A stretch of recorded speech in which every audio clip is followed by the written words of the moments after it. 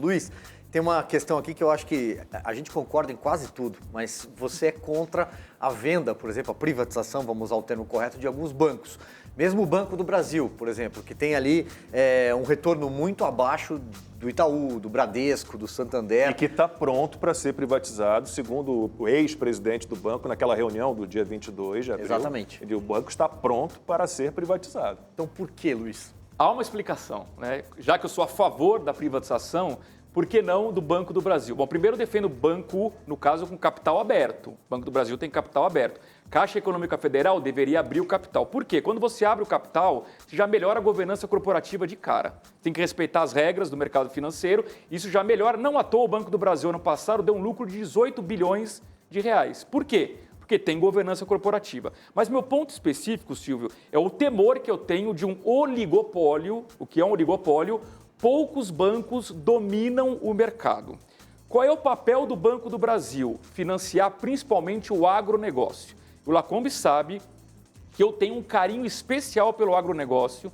Se tem um setor que dá certo no Brasil é o agro, e o Banco do Brasil financia o agro. Principalmente o setor sucro-alcooleiro, né? Você tem um carinho especial por esse setor. Não, eu tenho mesmo e acho que a gente tem que salvar o setor sucro-alcooleiro. Sou contra deixar quebrar.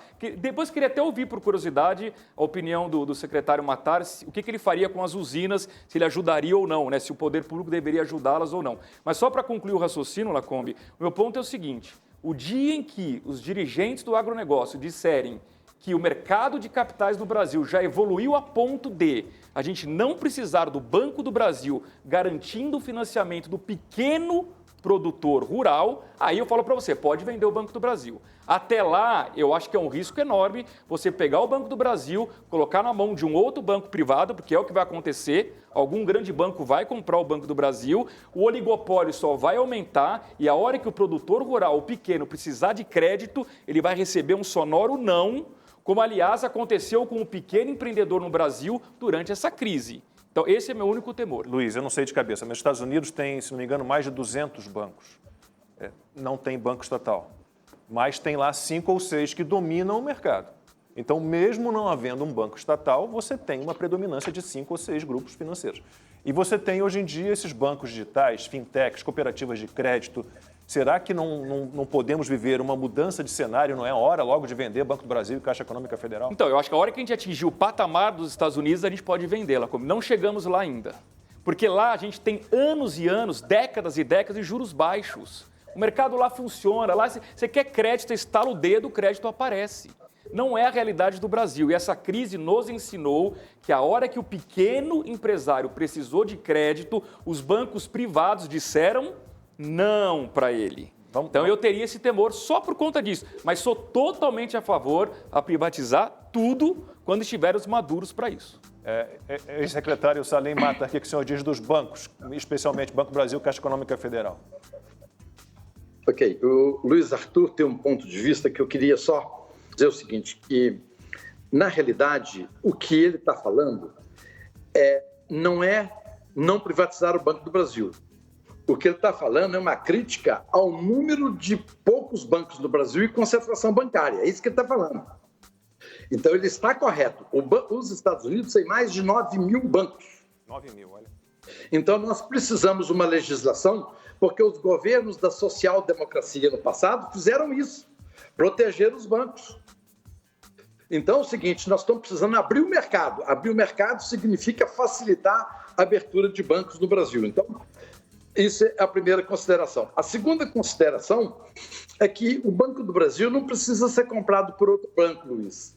Ele pode ser uma corporation. Igualzinho nós temos diversas empresas no Brasil.